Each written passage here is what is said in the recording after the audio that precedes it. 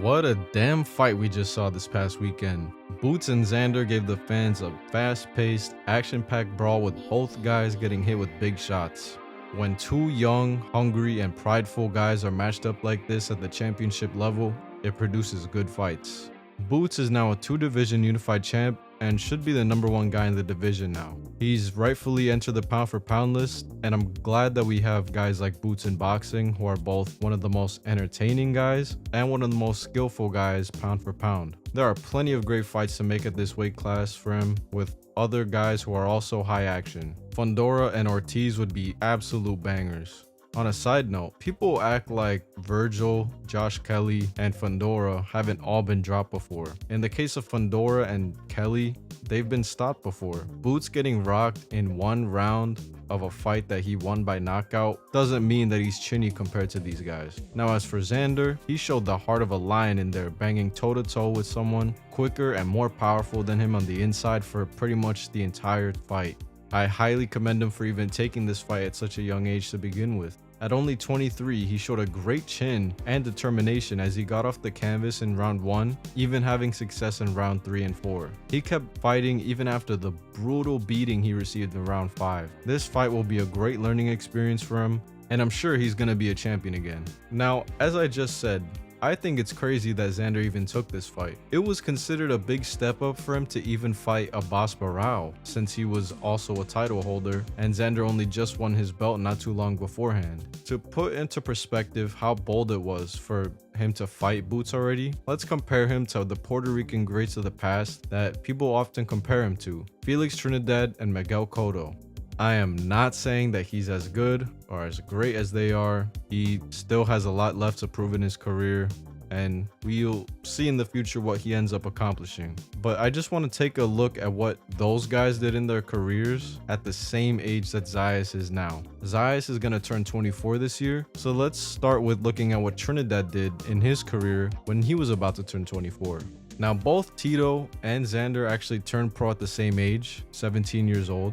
And Trinidad won his first world title earlier than Xander actually, winning the IBF welterweight belt at only 20 years old in 1993 when he stopped the former champion Maurice Blocker in only 2 rounds.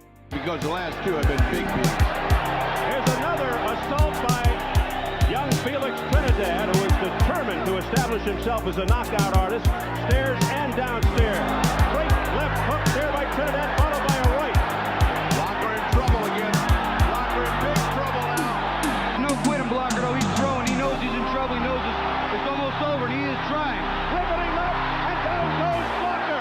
For a 20-year-old, that was a good win for Trinidad, and he was already 20-0.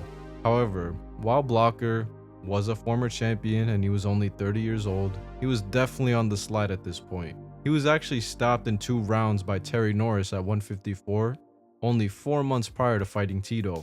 He was also stopped by Simon Brown 2 years prior in a unification fight. He would only go on to fight 2 more times against Journeyman after the Trinidad fight, so Trinidad effectively ended his career. Again, it was a great test for a very young Trinidad, but Blocker wasn't an elite fighter at this point. By the time Tito got to Xander's age, in September 1996, he was 30-0, stopping a guy by the name of Ray Lovato as his 10th title defense of the IBF title. However, Tito wasn't fighting top-level competition for most of these title fights. He did have 2 good names though on his record, Obakar and Hector Camacho. Obakar was an undefeated 30-0 contender, ranked at number 8 in the division at the time. He didn't have the greatest of wins, with his best win probably being an out-of-his-prime Livingston Bramble, who was a former WBA lightweight champion. After the Trinidad fight, he would go on to lose a majority decision to a prime Ike Corte in 1996, and was stopped by prime Oscar de la Hoya in 1999. However, Carr was by no means a pushover. He was a good, dangerous opponent for Trinidad, who was only 21 at the time, and even managed to drop him in round 2. He himself was only 22 years old. He was competing in a great welterweight era and only lost to 3 greats, Trinidad, De La Hoya, and Corte, while he was in his prime. Dropping Trinidad and losing a majority decision to Corte is enough for me to say that he was a level above Abbas Barao right now. He proved success at a higher level. Hector Camacho was a fellow Puerto Rican legend and a 2-division champ with a record of 43-2 when he fought Trinidad. He wasn't in his prime anymore, already taking a loss to Greg Haugen, which he avenged, and a real tough loss to Julio Cesar Chavez at 140, about a year before fighting Trinidad. They fought at 147, 2 divisions above where Camacho was at his best. However, Camacho was only 31 when they fought, so he wasn't completely washed. He was still quick and obviously very talented, but at this point he developed a very cautious defensive style. This was a good win for Trinidad, who was only 21 at the time, but Camacho was out of his prime and much smaller than him. So by the time that Tito was Xander's age, he had wins on Maurice Blocker, Hector Camacho, and Obakar. Are those better than Jorge Garcia Perez and Abbas Barao? I'd say the Blocker win is about the same level as those guys, but I think that Camacho and Carr were better wins than those two because Camacho used to be a pound-for-pound talent at one point, even though he was past his prime. And Carr was a solid contender who only lost in his prime against all-time greats and showed success at a high level. However, Trinidad had yet to fight a pound-for-pound guy on the level of Boots Ennis at this point. Trinidad wouldn't truly start fighting the elite of the sport until 1999, when he was 26, against the likes of Sweet Pea Whitaker, who was past his prime admittedly, and Oscar De La Hoya. And from there, he fought Fernando Vargas, Bernard Hopkins, Winky Wright, and so on. So while he won a title at 20 years old, he was mostly fighting lesser opposition aside from Carr and Camacho until he was really in his prime, holding on to his IBF title in the process. He didn't fully jump into the deep end at 23 like Xander did. Where will Xander be when he's 26? We shall see. Now on to Trinidad's Puerto Rican successor, Miguel Cotto.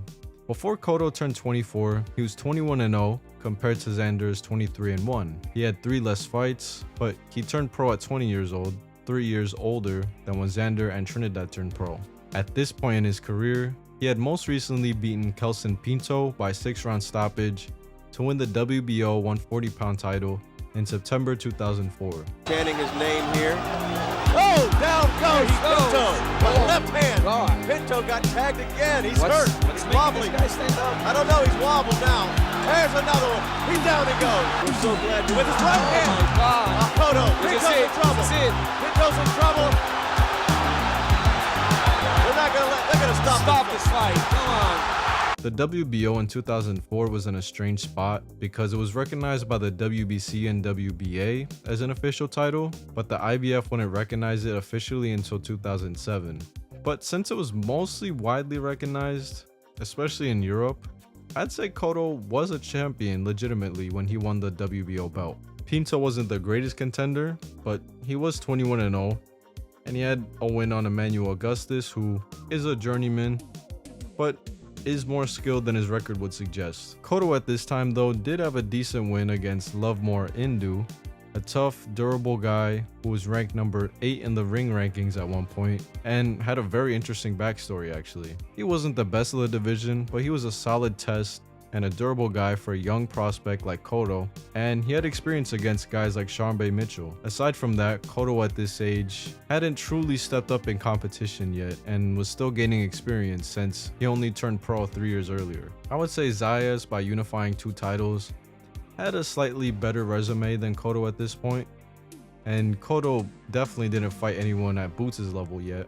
He didn't really start upping the competition until 2006 and 2007, when he fought the still formidable Shane Mosley and Zab Judah, as well as an undefeated Paulie Malignaggi. Hand of his own. That's the kind of punch that generally puts Cotto in trouble. Finished to round number 2 as he knows what he's accomplished and what the results should be, but they're not in that time. There have been 5 or 6. Comes back. His father imploring him, you have to. He was about 26 years old, about the same age that Trinidad was when he also leveled up.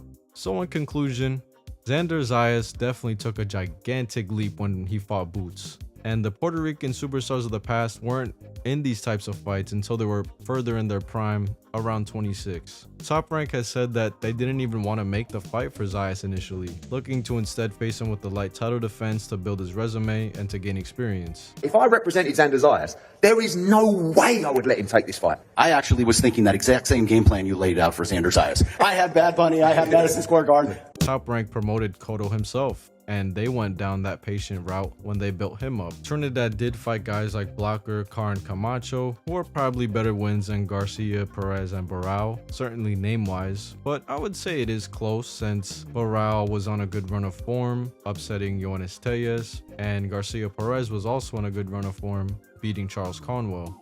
Many of Trinidad's title defenses were against weaker opposition, and Cotto, with his wins on Indu and Pinto, had a weaker resume, I would say, than Xander at this point. Both of these guys went on to achieve pound-for-pound status, winning in multiple weight classes, and are remembered as all-time greats and Puerto Rican legends. Will Zayas, after a knockout defeat like that against Boots, be able to reach those heights and rebuild despite having a loss on his record already? It really depends on what he learned from the Boots fight going forward and how he's responding to punches in his future fights. I don't think he was permanently damaged, but you never know. I would really hope that Zayas gets a belt again in the future, since he doesn't duck any smoke, he represents Puerto Rico well, and he provides entertainment. As a Puerto Rican myself, we need a star again, since guys like Berlanga and Matias didn't live up to their hype. Also, I do want to shout out Oscar Collazo because he is a pound-for-pound talent and definitely,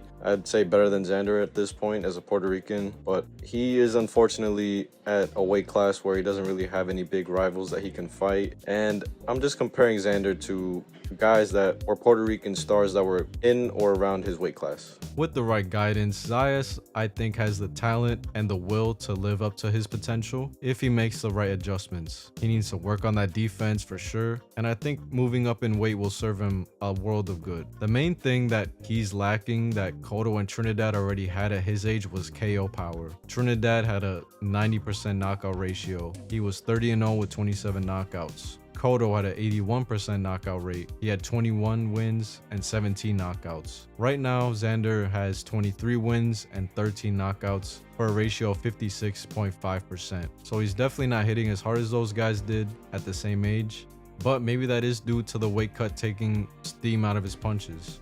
He will come back, and I think be in big fights again in the future. Anyway, this is JKB Boxing. Let me know what y'all thought about the comparison I made, and just let me know what you guys thought about the fight in general. What do you guys think Boots is gonna do next, as well as Xander? I'll see y'all in the next video. Don't forget to like, share, comment, and subscribe, and have a good one.